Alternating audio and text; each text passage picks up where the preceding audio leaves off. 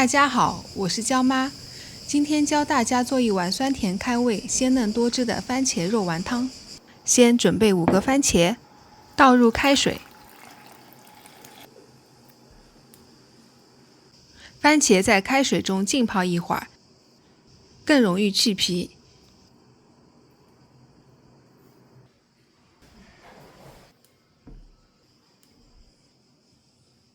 去好皮的番茄切成丁。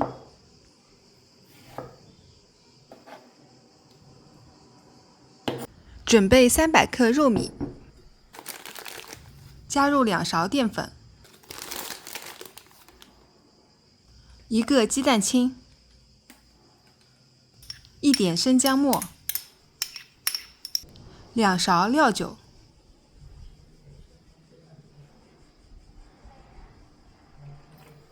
，1点盐，1点葱花，顺时针搅拌均匀。中途分3次加少量清水，搅拌到粘稠即可。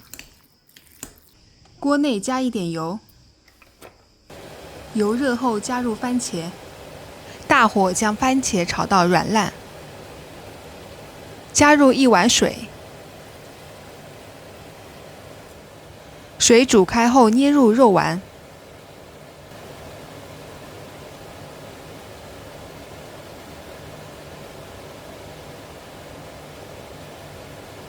丸子全部捏好后，大火煮5分钟，最后加入几根生姜丝，再煮1分钟。出锅前加入1点盐调味，最后撒上1点葱花提香。香浓的番茄肉丸汤做好啦！感谢大家观看，我是娇妈，我们下次再见。